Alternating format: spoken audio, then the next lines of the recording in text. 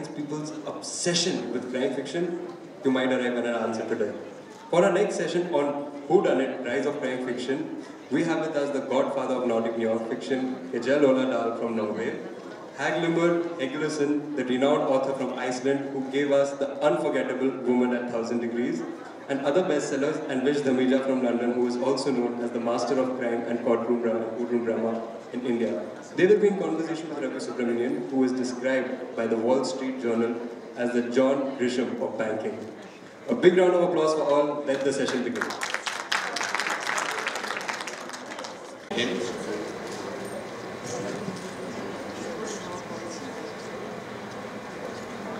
Hello. Okay. Welcome everyone to the session on the rise of crime fiction globally. First of all, thank you very much, Kjell and Hallgrimur, for actually coming all the way from Norway and Iceland for this session. And you missed your flight in London just about 11 before the session, so I think it's coming off, flying half the way across the globe and landing up 10 minutes before the session. But that's called perfect timing, and I guess that's what crime writers revel in. So without much ado, let me actually start the session. And the question I want to ask you is, Roberts have said that bad men do what good men dream of, right? And invariably, a crime thriller is about bad men doing bad deeds and possibly being caught there. Someone also said that crime fiction is nothing but tragedy with a happy ending, right? So your thoughts on this? Do you agree with what's being said about crime fiction?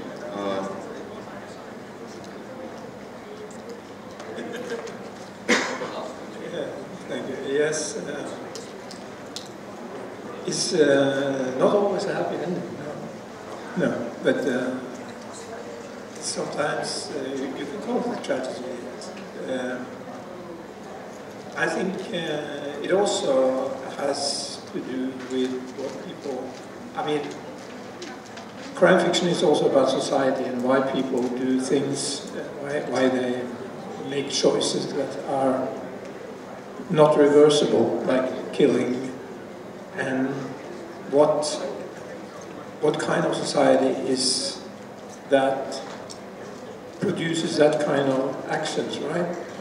So I find that most interesting with crime fiction, to try to, when I go a place, I will read the local kind of crime fiction, because it tells a lot about the society, why people commit crimes and why, and if it is important to solve crimes, for instance, I think.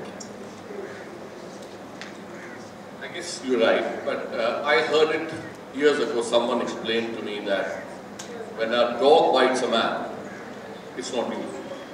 But it's when a man bites a dog, that makes news and makes a better sell. Because now you could equate it with crime, but... Well, in India, if a dog bites a dog, it makes news as well. Okay. Or a man bites a man. That would make news as well. I guess that there would be some history to it. Because if you look at all these James Bond films, those villains looked that they were living it up.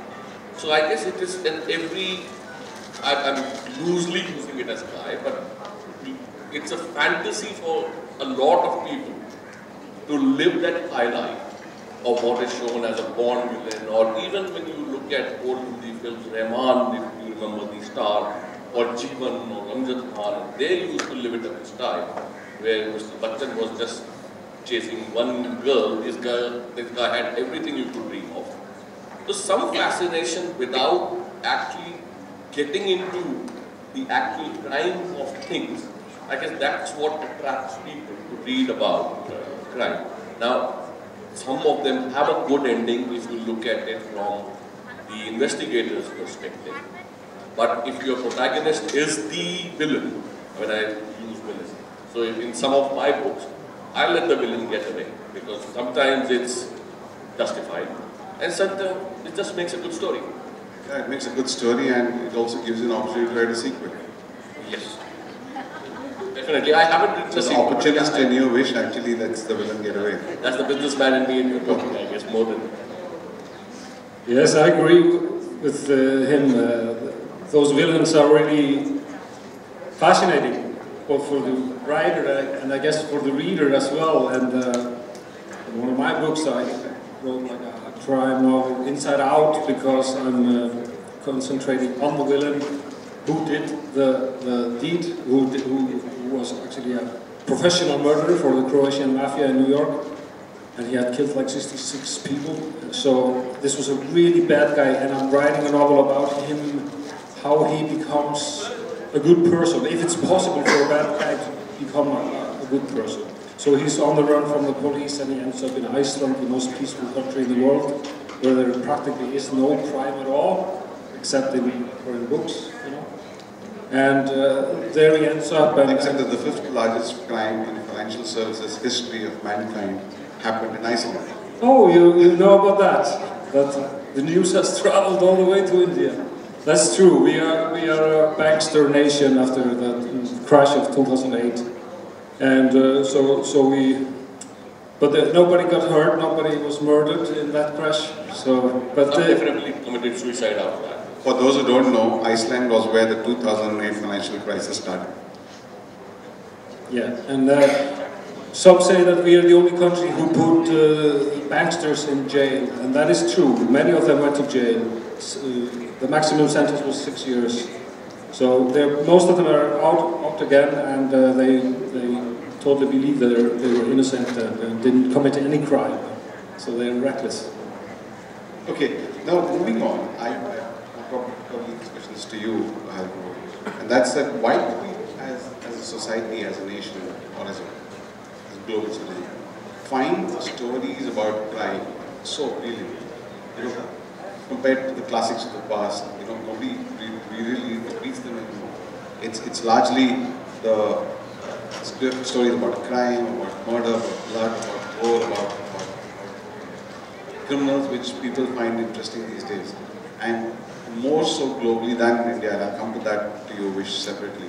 But why is it that crime has found such a huge reader base? And next to romance, probably crime is the biggest selling segment world over. Why? I think maybe I've thought a lot about this thing, and my only explanation is that crime in society has been going down, you know, and we live in more and more peaceful times, and you know, you're not afraid of waking up with a dagger on your throat, you know, in today's society, like maybe you did in the past, like 100 years ago, in India or in England or whatever, also in Iceland. So times were more criminal in a way before, and now we live in more peaceful times and almost low crime, for example, in the Scandinavian countries. So, but we need this element in our lives, so maybe we find expression for it, or we find the need to feel those things through reading and watching TV, and maybe that's the reason. I think you're right. Like you talked about earlier, the villain, it has always been fascinating people. I mean, the crazy guy that makes those things you dream of. But at the same time, a lot of crime fiction stories, it's also a technical answer, because crime fiction stories are composed in a way, you know, people enjoy mysteries. And to solve mysteries, to find out what actually happened. And usually, the most difficult thing writing crime is to motivate the killer. And it also has, you know, a kind of Freudian aspect to that, because what happened in all times comes to light in daytimes. You know, when somebody kills someone, it also has a reason that goes far back, and that connecting old days with today, I think, is a fascinating approach. And you know, so I think both the fascination for people doing and making choices that we wouldn't do that easily, and also the technical approach to the writing. I have one more question for you before we move to Vish, and that's you are a musician, right? You're a part of a band, and from being a music enthusiast to a romantic teenager, you moved on to writing horrific stories and crime. When did that transition happen and how? And if somebody, does somebody really decide to write a crime fiction, or somebody writes a fiction and it turns out to be a crime fiction? How do you know, what was the thought process in your mind when you actually wrote your first crime fiction? How did that happen? I wanted to, like I said earlier, I wanted to write about my society. You know, that's, I think that the Nordic approach to crime fiction started in Sweden in the 70s with social realistic kind of stories when, you know,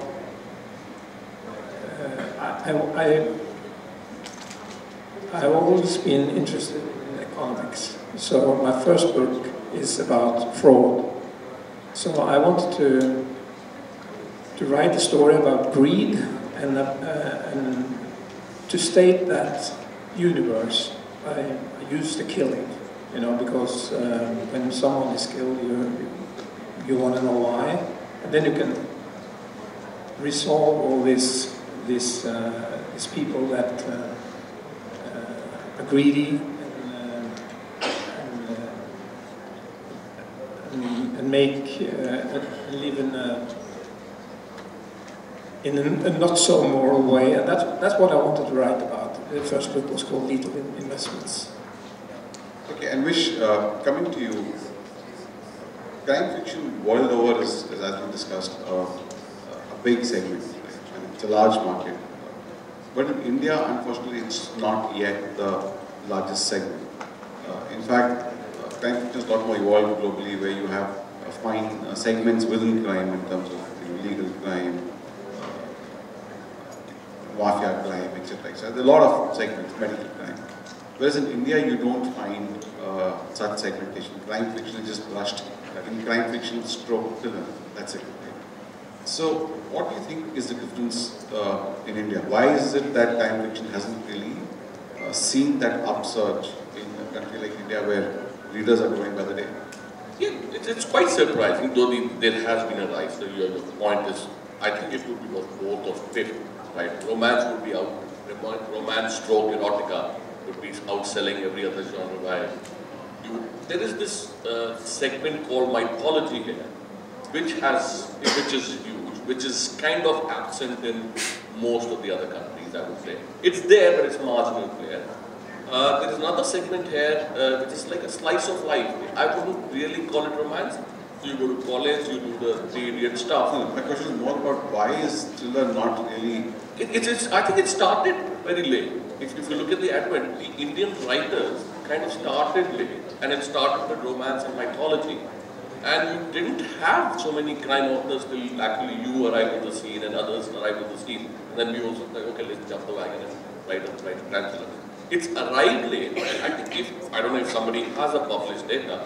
If you look at the growth in this segment, I'm fairly sure in percentage points that crime thriller, crime fiction, the broad must be growing faster than the other. So I think give it 4 or 5 more years, and it should find its place where it is globally as number 2 selling genre. That's my opinion. Okay.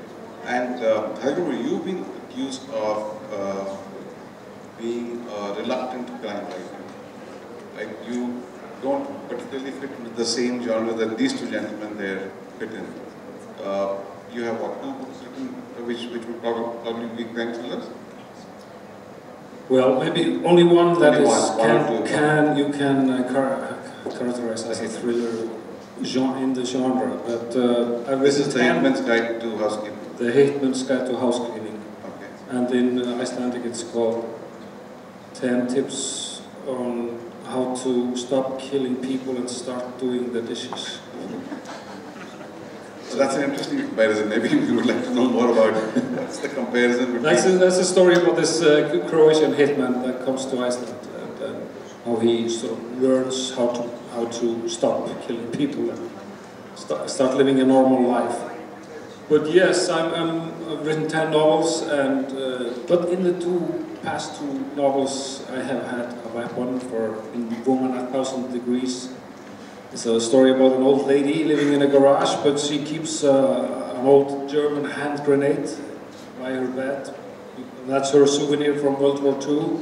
So there is like a crime element in it, because you're always wondering, how did she get it? And what happened? And I think all novels should be written in like crime novels in a way, like Whodunnit. You know, you have to always ask. The writer has to write it in a special way, so there's a thrill to the reader that he wants to learn more about what happened. Why is it like this? Why is this character so angry? Or what? It doesn't really have to be a murder or anything, but it has to have suspense. So I think we all have learned from crime writers, and in my latest novel that just came out last month in Iceland, it's a historical novel about the 19th century in Iceland, which was a very hard time, and the Norwegians feature heavily in that novel because they came to Iceland and then taught us how to fish herring, and then we got rich overnight. So they played a big part in our history. But in this book there are 3 murders, and none of them is how do you say, solved. Because those were the days when there was no police, you know, in these parts of the world, and they just could not solve the murders. And so I was trying to write it and give the reader satisfaction, I mean, not to get him pissed off that the murder would not be solved, but those are crimes anyhow. How do you pick a plot to write about? My latest book in English is called The Ice Swimmer, and what I wanted to write about there was the Norwegian wealth, because Norway has grown from being a very, very poor country in the 70s to a very, very fat and rich country today. And the reason is the oil, because there's oil in the North Sea. And what Norway do with the oil money is that we put it in a fund, the Norwegian petroleum funds, that are supposed to support future pensions for Norwegians. And in the meantime, this money is set to work. So the Norwegian petroleum funds is a very, very big investor globally. It's buys stocks and trades everywhere. And so the question is, because the Norwegian people own this money, so the question is, how is this money used? For instance, now is a debate in Norway because the Norwegian petroleum funds has invested in weapons that Saudi Arabia uses to kill people in Yemen. And that is not ethical right. So, to decide what is wrong and not wrong with this money, we have established an ethical council. And I think I'm interested in the politics behind this. So I wanted to write about this ethics. And what I do is that I create a situation where there's a man, he's floating in the Oslo harbor, he's dead. And he's working in this ethical council. So, was it an accident? Was it a deliberate killing? How did he manage to get there in the sea? And why? To find out these questions, you have to find about his daily life, his routine, what is his job, and what when I wrote this book, I was very concerned about the international fertilizer, because fertilizing is growing more and more expensive globally. And why is that? It's because one very important ingredient in fertilizer is mineral phosphate. And there's almost no more mineral phosphate left in the world. And where it is in Western Sahara. And Western Sahara is occupied by Morocco. And you know, the Norwegian Petroleum Funds, they invest in this business.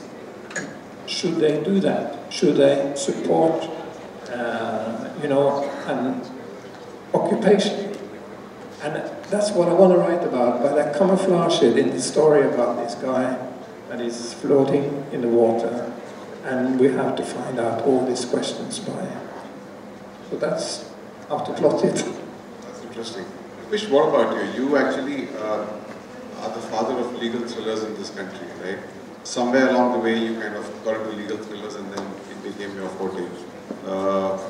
Now, why and how? And what do you do to get your plots up? Is it all what you think about and your creativity, or do you actually borrow from real life extensively? I guess it's a bit of both. But And the last point is, how do you plot your novels? How do you have an excellent work where you write from the start to the finish, chapter 1 to chapter 90, or and how does the entire process? So legal thrillers, okay, I always tell people that I wanted to be a lawyer, but you know, life took me. So I did 1 year of law and then dropped out and did an MBA and got a job and life continued. So years later I thought I must try to do law, something with law, and I plotted my first legal thriller, which was a legal psychological thing. And that's how I got into legal thriller. So I have 3 now, and I think I'm writing the 4th one, but that will come in 2021 now, because the others are all plotted and written and given. It's a bit of both, because if you look at my latest novel, I picked up one little flaw in the law, which was possible to get away with at some point in time. I think it was pre-2002, where the law agencies of the world discovered that the way they were collecting evidence was wrong, because that could lead to misrepresentation of who they were catching. And I picked up that and built a whole story around it. So the story is fictionalized. The heart of the plot of how the person who's kind of done the crime, the doer, gets away or doesn't get away, depends on that real reality. The next book that's going to come, again, is based on a little tidbit of fact that one of the most stolen artists in the history of art world has been Vincent van Gogh. And one of his paintings has surprisingly been stolen twice, the poppy flower. The last time it went missing was in 2010 from a museum in Cairo, and has never been found. Now, I was planning to write a heist story, and I would have invented a painting, but then if the fact is so interesting, why would you invent a painting? Why wouldn't you just say that that painting is somewhere, isn't it? Because if it was found in 2025, who knows how many hands have it taken? So I generally try to bring some reality, an element of it, not necessarily, but it gives you a good, starting point. The third question was, okay. So I've been asked, I'm not exactly a method writer, but if I write a dark, like if it's a serial killer kind of like Hindi Bazaar, then I definitely do the Excel sheet. Not because there are gaps in the story, but if you have a storyline that kind of continues across 7 murders, and the psychology of a serial killer is that they're reducing patterns, then you need to have a timeline, people, and by the time, honestly, I don't know about you guys, by the time you're describing the 7th murder, you've forgotten the name of the first murder. So you need to just keep you prep of. So I sometimes do an outline, sometimes I just don't do an outline, I just go at that and. What about you? How do you write? Do you have the entire plot in front of you? Yeah. Sometimes I have, but I also like to let the story evolve from itself, because it gives a lot of energy to the writing. So if at any point in time you get bored, you just kill the character. If at any point in time in the story you get bored of a character, you just kill the character. Alexander said, if you don't know what's happening, you should, the door should go up and there's a man with a gun coming in. right? Okay, and Hallgrimur, the question I have for you is, fiction, crime fiction particularly, is often accused of, how would I put it, of being male-dominated. When I say male-dominated, I'm talking more protagonist standpoint. You don't have too many dominant female characters in crime fiction. Why is that? First of all, is that statement true? If it is, then why do you think? I think maybe because the first novels were written by men, about men, Sherlock Holmes and those guys, has been, well, Agatha Christie came along. She didn't have, I don't think she had a female protagonist. Miss Marple. What? Yeah, Miss Marple. Yeah, I'm not so familiar with her. But now in Iceland, at least, we're getting more and more female characters, and of course more and more female authors. Ilsa Sigurðardóttir, she's doing really well abroad, especially in England and America, and she has her police guy is a woman. And so it's coming along, and I think it will change gradually. What about you? So, just to be clear, are you saying the protagonist may be the investigator or the crime doer? Either way, you read the crime thrillers. So Crime thrillers often lack a very strong female lead, either on the criminal side or on the investigator side, whatever side you take. But so I'm not talking about authors here, but only about the characters in the book. I have penned a character called Rita Ferreira, so which she's continued with Indy Bazaar, Dusra, and the one that is in. Do you know Rita in real life? No, I don't know any Rita. Maybe Rita needs to know that. No, I know several Ritas, but none Rita Ferreira. Let's. Is that the way you camouflage your characters? I don't. She's not a muse, so it's not. Okay, that was the best. I think when you come to crime, I think real life imitates art, and art imitates bad television, or whatever you want, however you want to put it. If you look at today's criminal life in reality, you would find it's more male. If you go to a jail, for example, you would have more male prisoners than female. So I guess we're not forcing diversity into the things, because if 70% of criminals are men, then I guess it's a real reflection in fiction as well. So I guess that's... But if you look at the story in Indian context, and this you may not be able to relate to, but if Rani Mukherjee was a guy, okay, the story wouldn't have been so exciting, right? So you have exciting stories coming out with female protagonists.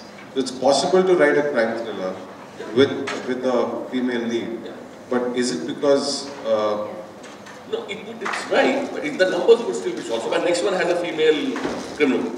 So I'm already there. The point is, if you look at my 8 books, it's one of them. So that ratio might not alter maybe in our lifetime. Interesting. And Mr. Dahl, sorry. Yeah, I just want to tell you that the biggest TV series that was made in Iceland last year is called Prisoners, and it's all about women in prison. And there are like 8 principal characters, and they're all criminals, and they're all women, and only one of them is a murderer. But it was a surprising hit, and it was really interesting and well done. And so you should look for it. I think it's an international release on Netflix called Prisoners. That brings me to my next question, which is, why is it that Netflix has so many stories based on crime, and crime cuts across religion, cuts across language, cuts across every single... You have a series in Mexico dubbed in English, and people across the world watch it. So, does crime have a universal story, whereas your all the other subjects like mythology, like romance, is more localized, but something like crime has a universal flavor, and that's why you find it globally acceptable? I think so, yes. I mean, like romance, it's about people and what characters are alike all over the world, I think. Like in my, you talked about female protagonists, the Ice Swimmer is a female police investigator, and the reason I wrote about it was when I'm writing about police in Oslo, I want to write stories of the different kind of police. And I find that interesting. When I had the flight from Delhi to Kolkata today, it was a female pilot. And I was intrigued all at the same time I read no, but I think that's what, you know, crime fiction is about people. And the people's feelings and their actions, and I think that's international. See, that brings me to my next question. You wrote about your you created two investigators, two detectives, like in your book, and those two characters run across multiple books of yours. How important is it in crime fiction to create a character and take him through multiple books? Is that because that gives you the opportunity to have season 1, 2, 3 on Netflix? Or do you think readers like to read the same character and his journey across various crime situations? I think when I wrote my first book, I did not intend to make a series. I wrote other books in between before I wrote number 2 in that series. Because I didn't find it so interesting, because I wanted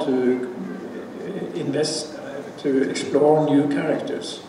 But when I started to write about in the series, I found that these characters had development. I mean, they changed, and I found that very interesting. But I think books are books. I don't think I'm thinking about the TV when it's just books. Do you think about TV, Vish? Not when I started with, again, I'll come back to Rita again. So when I wrote the first Rita novel, I didn't think I would expand it to the second and the third. However, it was just by chance, I actually got an email from some reader who had read the book, and he very descriptively described that he had seen Rita at the Dubai airport. And I wrote back saying, you wouldn't, because it's not real. But that gave me the idea that I had put so much effort into the character that it made a lot of sense to carry her across to the second and now the third book. Because if people have started to identify or like a character or whatever her flaws are, then it might as well save me the time to develop another character and make the reader fall in love with him or her. And the reader kind of immediately has the connection. For example, I mean, some of the characters in fiction have become bigger than the authors themselves. So for example, Jack Reacher is a standard example. We don't even know Lee Child's name. I mean, I can't top of my head know what his name is. But Jack Reacher, I mean, transcends all generations. So is Harry Bosch. So TV series was never in the mind. So yeah, discussions keep happening every day. You are more aware. These film guys always have this part that they talk to you, but they don't want to talk to you. It just goes on and off. But yes, if it can be developed. What does crime fiction say about a place? And the reason I asked you this question is because you moved countries and now you are based in Iceland for the last, decade, half decade. And a lot of crime writers come out of the Scandinavian region and so on and so forth. So how does it, why is it that you have so many crime writers coming out of a particular region? Two, does a place, a culture of a place get defined or get defined by the crime writing that comes out from it? And three, because I've seen and read about a lot of people in Iceland being immigrants who moved in from other geographies and moved to Iceland and did a whole lot of crime. Somewhere that the fact that you're staying away from the rest of the world 300,000 people locked in a particular geography in an island and meet each other day in, day out. Somewhere is that reflecting in the way you write and the way you write your crime fiction? Yes, of course, I think it has done your homework really well. I think that plays a role, and basically it was a big surprise to us that Icelanders could write crime fiction. Like 20 years ago when Arnaldur Indriðason, our biggest crime writer, he started writing his own books, and everybody just wrote him off like, what is he trying to do? I mean, we don't have any crime in Iceland, how can he's not able to do it in a convincing way. Even getting a gun in Iceland is more difficult than actually committing a murder. So just to get the character a gun or something, some weapon, that is really difficult for the writer to do in a convincing way. So it was all a surprise to us. So we were gradually learning about the art of crime writing, and now we are learning about how to make a TV series out of that, and so we are fascinated by this stuff, and it's quite strange because we don't have so much crime in Iceland. There's only one murder each year. So I think this fascination has something to do with that. We don't have that crime in the society, but we need it in the books. And of course, writing about crime novels is a good way to describe society, because the investigator has to travel so much. He has to go into this neighborhood and the next, and then out in the countryside, and you touch base with so many things in society. So it's a very good introduction, in a way, to Icelandic society when you read a crime novel, a good one, for example, like Arnaldur Indriðason has done. No, I think no, I don't think people take it that literally, that they think that there are so many murders in Iceland. So, no, I think you draw people to Iceland through those stories. And now, many places in Iceland are known for being the location in that novel or in that TV series or in that movie.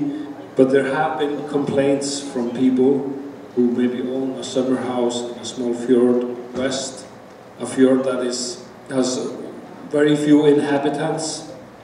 And for example, last year a crime writer wrote a ghost story that took place in that fjord, and people were complaining that now she has destroyed our fjord.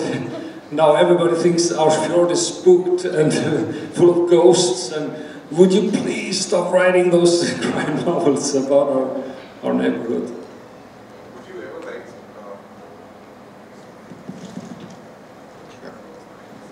Would you ever write anything apart from crime fiction? Yes, I always do it. I mean, I write a lot of non-fiction, what you call, 20 years ago there was a big ferry disaster in Norway, between Norway and Denmark. It was an arson fire at the ferry, and 160 people were killed. And it's a mystery that has never been solved. And so I wrote a book about it, and in fact the police started a new investigation. So, and I've written some travel books, so non-fiction, and so I'm interested in other things too, yes. Vish, and this is a question which also intrigues me quite a bit, and this is more a question that I'm asking you rather than on behalf of the audience. When you write crime fiction, often there are a lot of red herrings which actually you plant in the story so that you throw the reader off balance, which often leads to certain open ends which need to be tied up towards the end. How important is it for a crime fiction, for the author in the crime fiction, to tie up all the loose ends before he finishes the book? Is it important, or is it okay to let them be? I guess Hello? Yeah. I guess it is important, I think it is significant to try and unless where you expect the reader to take a lead and understand it by themselves. So let me just give you an analogy, and I've always given this to people who come back and say, you didn't show that. I don't know how many people of you might not, have seen that famous movie called Sholay. We've all brought up on that. Now, if nobody at some point told the director, listen, if Gabbar did chop off the arms, who called up the air ambulance? Because he should have bled to death. Now, those kind of leads, I expect the reader to take, that somebody must have called the ambulance, the doctor would have arrived, they would have taken him. But I, not to my knowledge, would want to leave loose ends unless I expect at least 80% of the people would take the leap and understand. There'll always be 20% who will miss the point. But I try my best. I might have made mistakes, but I try my best. I've had the experience that people complain about it if you leave a loose end. For example, this my novel about the Croatian hitman, he ends up in Iceland, and then at the end of the book, his old mafia friends, they come and get him, and they try to kill him, and he passes out, and it's a first-person narrative, and his last words and the last words in the book are, and then I don't know what happens next, and he's like passed out, you know. And I thought it was really a beautiful line to end the story with, but I had some complaints about that, because people said that it's an open ending, we don't like open endings. We have to have a conclusion. Did he die or not, you know? People were not happy, so. Would it be fair to say that as long as the open ending seems intentional and not an omission on the part of the author, it's acceptable? I guess when it comes to the ending, now there are two different... No, I'm not talking about the ending here, I'm talking about any part of the story. Any part. Beginning, middle, end. If it is intentional, you did mention that it is kind of a scope for a sequel, so somebody has thought it. But how do you communicate it to the reader? Because not often do you have readers interacting with you, asking you why you left it. So if a reader can make sense, like I said, if 80%, say 80-20 rule, if 80% you think will make sense that that loose end has been left, for me to either think he's dead or passed away or whatever happened, or there is a storyline somewhere, fine.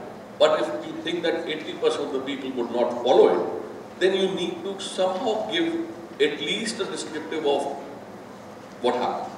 I would think that. But that brings me to the next question, taking off from there. Why would you care about, you are writing a book because you want to write a book, right? Be it a crime story or the book. So you should write what you want. I do. Rather than what the reader thinks should be the ending. It should be your ending. It should be the way you want to take the book forward. Do you agree with that? Yeah, I mean, you have to follow your intuition and be loyal to yourself. You don't have to, well, it's always a balancing act. You're thinking about the reader, but at the same time not, you know. Have you ever changed the story depending on the feedback you got from the initial readers? I once wrote, for example, A Woman 1,000 Degrees. It's a book about an old lady who lived in a garage. Her father was fighting with the Nazis in World War II. Her grandfather was the first president of Iceland. It was based on a true character that lived in Iceland, and her family found out that I was writing about their mother, and one of the woman's daughter, she contacted me and asked me to let her see the novel before it was published, and she asked me actually to change one chapter at the very end because she was not happy with it. But I was trying to tell her that it's not totally your mother that I'm writing about, so. But she had been really kind, so I tried to be nice to her and actually change the book. But then I got this feeling that I had destroyed the book, and so I told her that I cannot really change it, so it has to be as it was, and it was published like that. And she was crying on the phone and really disappointed in me, and so I felt like I had the choice: either I want to be a really bad writer and a very good person, or a good writer and a very bad person, and I chose that possibility. Does a good writer always have to be a bad person? No. no, I don't think so. But you actually let that person read the story. Yes. I usually always just work with my editor, so the book is a process. I'll change it, and I try to be loyal to the story all the time. How do you do your research? Have you interacted with criminals, gone to jail to speak to criminals behind bars? Do you have police contacts? Do you actually do a research on forensics? How do you actually do the I try to do the research that is necessary. And you kill a person first. Do you have to kill a person to know how it feels to write? Never admit it. But for every book you kill one person. Just have the feeling. But there's a lot of secondary sources you can use, but also sometimes you need to go directly to for instance forensics or yes, autopsy people, because you need to have details, but a lot of the book that's coming out in England next year is called A Career, and a lot of the action there is during World War II. So I had to study maps from World War II, and I find it very inspiring to do research, because that is something that can change a story, really, if you just find out what actually happened there, or actually is there, you have to change the story. I've heard you say in a couple of interviews that you also have a lot of police contacts. Yes. Friends in the police who actually help you out with your yes, I have some friends, and sometimes I can be with them in the car or something, just to get the feel. What about you? How do you do your research on the legal side? Like I said, I did 1 year of law, so I have a lot of friends who are lawyers. Then last time, I think when we were in Kumaon, I travelled back with one of the lawyers who is in the Supreme Court. In fact, we've discussed about writing about legal cases. So I have that one, so I can pick up the phone and discuss with him that if I'm using a particular section, or is that even possible? Because you need to be 99% there, 100% obviously there are, because it's the interpretation of law, never the word. So I do pick up my phone and talk at the micro level to the police, because I have some relatives who are in the police here. I have some friends who are, so I'm fortunate by that to do my research. I have one last question to the three of you before we open the floor to the audience, and that is, why do you write crime fiction? And what's the purpose? Is it messaging? Do you necessarily need to leave a message with every single book, a value, a moral, or something which take away for people, or something more than that which makes you write crime fiction? The reason I write crime fiction, or people read crime fiction, is that real life is really boring. So if you were to describe somebody who gets up at 9 or 8 o'clock, takes the shower, starts his scooter, goes to the office till 5 and comes back, you wouldn't find many readers. And you wouldn't be interested in describing, because we had this whole phase of parallel cinema. We still have. And you have those little people who are genuinely interested in the acting part, or photography part, or they're not interested in a 3-hour movie or a 3-day novel that you read. You want to be in a world which is not something which you exist in. So you wouldn't want to see something on the screen or in a book which is basically exactly like you, a common man or woman who goes to office and just takes some shit from the boss and comes home. So you've got to sorry about that. But I guess that's the reason. As far as moral value, I take myself as, my books are for entertainment. So I wouldn't like to pass on any message, neither do I take the responsibility of passing any messages, nor do I say tell people to commit that crime because you've read it in a book. So I have no messages as such for people. It's entertainment. It's like a comic book or it's like a fiction or a film.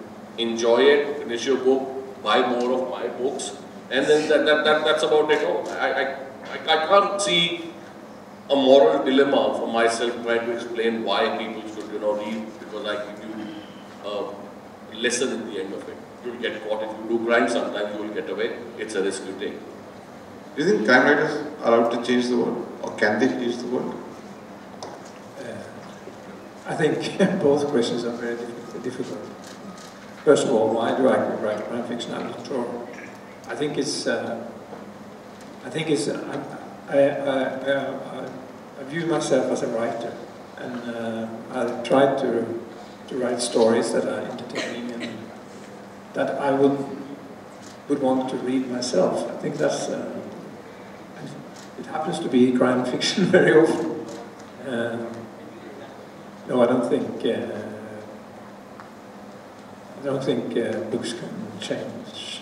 Well, I think people can change. But one of your books changed something. The police took up a new investigation. Yes, so books can change. I think. Yes, but it's very big. Well, your question maybe does not apply to me because I don't really write crime fictions. But if I take the crime out of the question, why do you write? That's the toughest question, and I often get it. And the only answer is, why do you breathe? That's my response to that. It's like I have to write. I wouldn't feel whole as a person without it, and it's a big joy. And of course, I try to write books that people want to read, and try to write interesting stories about people, and usually they're not about myself, but some made-up characters, and then it's so much challenge and fun involved. You asked before, do you have to have killed a person to be able to describe it? And that's the exciting part of being a writer, that you're describing things that you don't know anything about. And you try to, something, when you sit down and write, there's like another person taking over, and I believe in some, that the writing is like a mysterious act, like that comes like a force from above or from somewhere and takes over your pen, and suddenly you have become a woman who was raped, and you have to describe her experience, even though you've never been there yourself, or how it is to die in battle, or kill someone in battle, or being a small baby, or those are all fascinating things. That's the beauty of writing, right? You can imagine things without having experienced it, and kind of just put down those words. Because the writer is always more wise and more clever than yourself. The writer in you is. You at first, when you start writing a book about a Croatian mafia killer, you ask yourself, you cannot do it because you don't know anything about Croatia, nothing about mafia or how about killing. But something takes over when you start writing, and it's amazing, and you suddenly know everything about those things. I think that's brilliant. Yeah. Before we open the house questions for the questions, I think we have justified, we had so many answers to ask you a question. Why do you write crime fiction? Before you give it to the audience. I was the one supposed to be asking the questions today. Because we've answered so many, we deserve to be answered. Okay, we have a session at 4:25. Okay, 4:25 to 5:25. I will answer that question on the other side. I don't know where it is. I think it's right across. Okay, so we'll answer that question at that point. So we'll open the floor to the audience for any questions. Somebody just has to pass the mic around.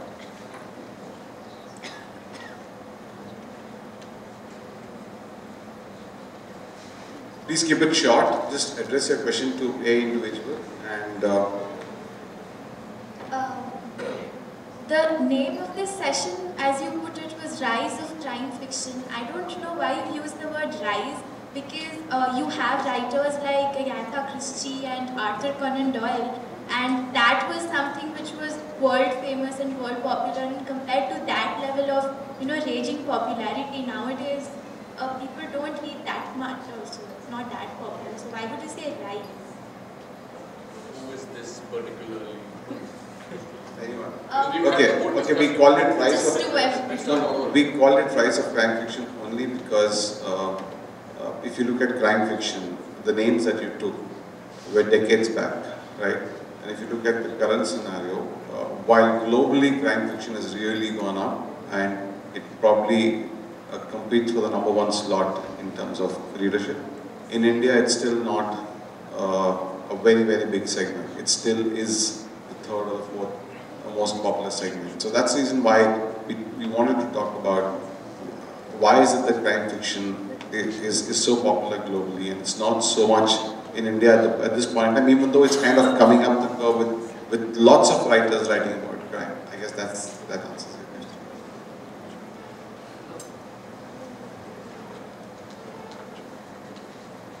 Good afternoon. My question to all of you is that as crime writers, do you feel that perfect crime is possible? Of course it is, but you'll never know about it because it's so perfect. No, there have been instances what would you call a perfect crime? One that doesn't get solved or one that you don't even come to know about? So either of them could actually qualify for being a perfect crime, and you can get away if you, either by coincidence or fortune, or if you planned it better. People have got away with crimes, like I just mentioned about that painting. The fact that for last 8 years, the whole world does not know where a painting is that people have got away with it. The fact that you cannot even find the body of Mr. Khashoggi after the embassy in Turkey, which means the people have got it. It's not a perfect crime, everyone knows about it, but nobody can do it. You can't solve that crime. I guess that's my thing. Does that kind of...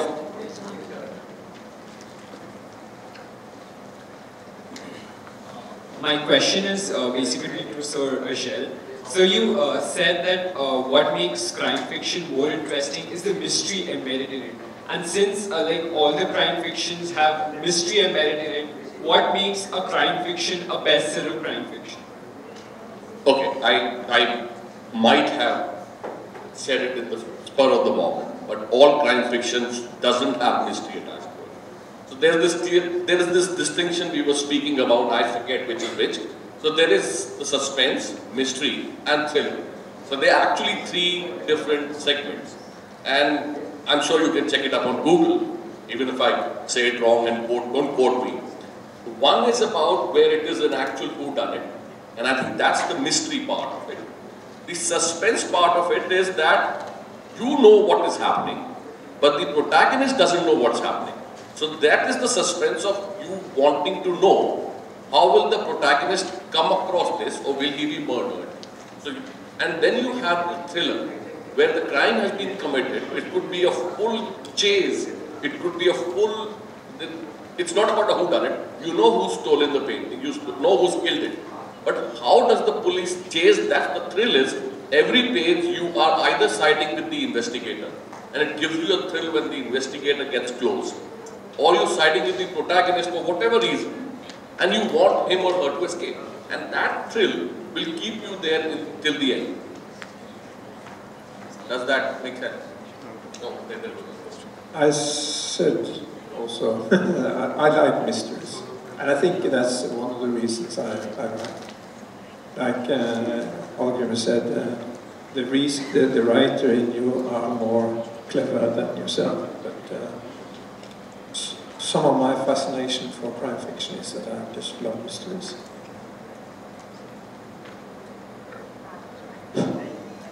Okay, my question is, every work of art has got some purpose. It contributes to the growth of society. Now, what is the social relevance or literary relevance of crime fictions that seems to take the people on a roll? So, what is your take on about the significance or the importance of crime fiction being written today. Okay, let me just rephrase this. The question is that, correct me if I'm wrong, is that crime fiction, every art actually leads to certain growth of society. How is crime fiction contributing to it? Is that the question?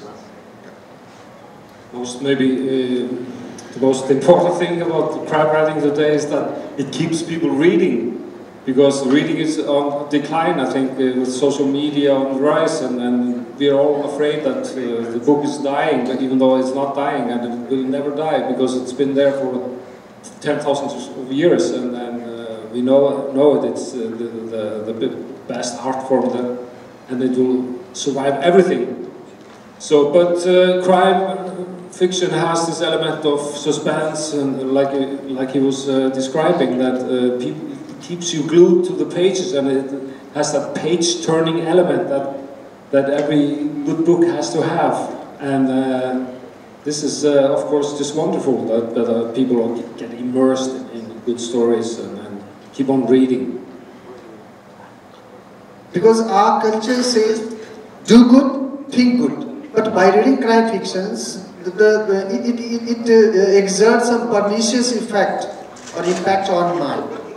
So particularly the new generation is getting deviated from the right path by reading some fiction. Okay, if I say like that. Yeah, he's made the point. I would just say that you should not watch films, you should not watch television, you should not watch news, you should not do anything in life. There's life beyond all this. So crime fiction gives you entertainment, gives you fun, keeps you reading, keeps you balanced, and does not mean that if you read about a murder being committed, you'll go and murder them next day. You should stop reading newspapers then. Every single day the front page is full of all these things.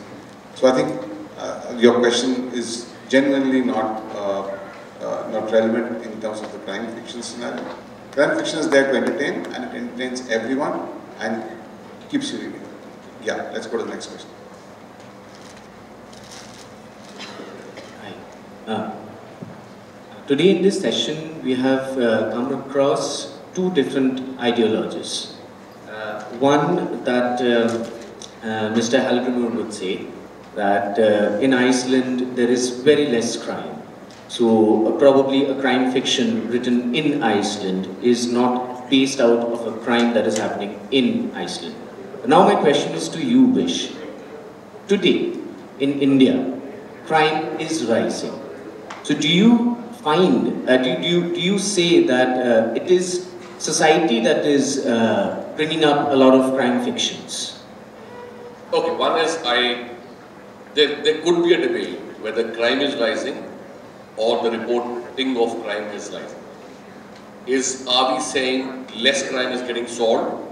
Because the end result, if you were to take a moral judgment, then how many crimes are getting solved should kind of answer that question. The rise of crime leading to crime fiction, I don't think there is a connect between the number of crimes that a country has versus the number of crime fiction itself, because in that scenario, Iceland shouldn't be writing crime fiction, because if it's zero crime, you're basically writing a fantasy there, right? So I don't think there is a direct correlation between real crime and crime fiction. It's like, would there be any connection between the number of people falling in love versus a romance novel? I don't think there is any connect. Art does not imitate life in 100%. Is all I can say. And I think, you know, Iceland, Norway. Iceland there's 1 killing a year, in Norway there's 50. But there's a lot of killings in books. And I think it has to do with that crime is some kind of melodrama, and it's connected to folklore, because in all songs they're singing about the criminal getting away with his getting away with the money and the bride and everything. And crime fiction is in the tradition of that. It's stories we like to read. It's not more important than that, I think. Just a small question to all the three of you. If I ask you to describe that what drives crime fiction in one word, what would it be? Crime fiction? Oh, that's 2 words. Crime. It's fiction. See, I mean, how would you want somebody who writes 90,000 words to describe the whole thing in one word? It's thrilling. Thrilling would be, I would say. The question was what describes crime fiction in one word, is it? No. What drives? What drives crime fiction? What drives crime fiction? Readers, I guess.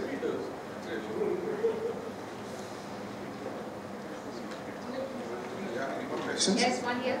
Yeah, definitely in the mic.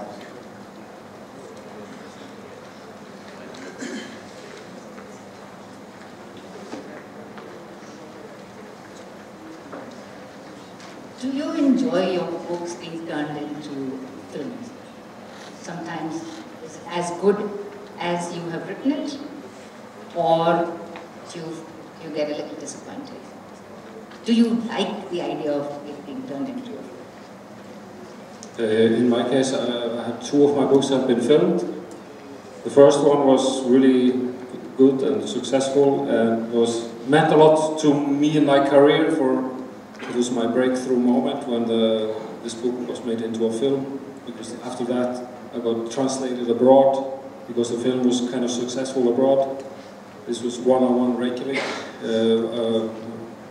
film made in the year 2000. And then another film came like 10 years later, and I was not so happy about that, and it didn't do well. And in neither of those films I had nothing to do with them. You know, I only read the script maybe 2 times, so I didn't really participate. So it's a lottery that you have to live with, and but I think it's a bad film cannot hurt a book, you know, that much, because the book lives on forever, and movies tend to fade away with time. Like I said earlier, I view books and films as 2 separate kind of things. I write movie scripts, so I have a couple of scripts have been filmed, and I think that's a genuine form of art in itself. And I don't like books that are filmed. You wish?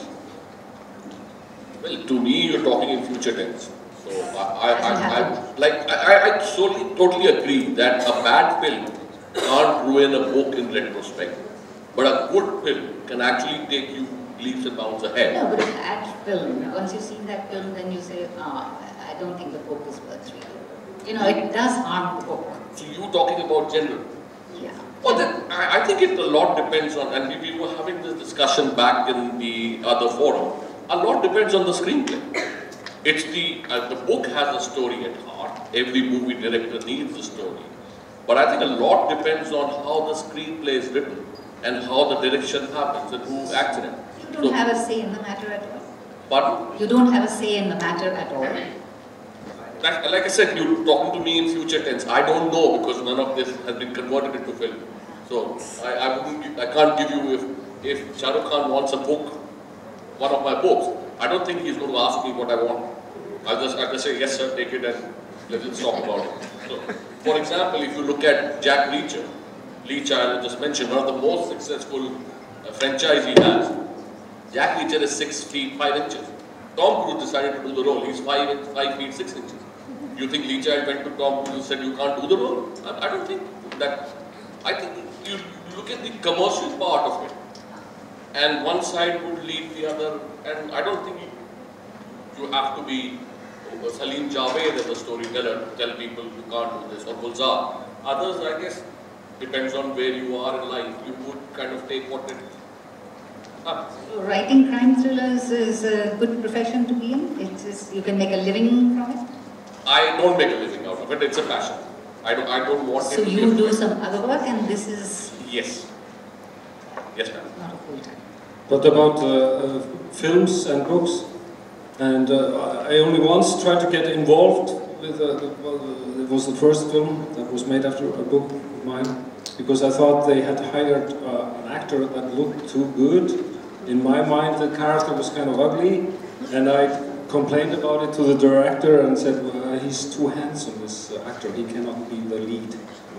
And he said, he told me right back, nobody's coming to the cinema to see ugly people. and that was my lesson, and then I just, okay, I'll stay away from that. And it's a little bit like coming to your mother's house and she's doing the cooking and you're trying to meddle into it and tell her, maybe you should do it like this. You know, it has no purpose. You have to allow those guys total freedom. John Grisham once said that just take your money and scoot. If a director approaches you, just take your money and scoot. Okay, we have time for one last question. Anybody else? No? So are we done? Okay, thank you very much guys. Thank you very much.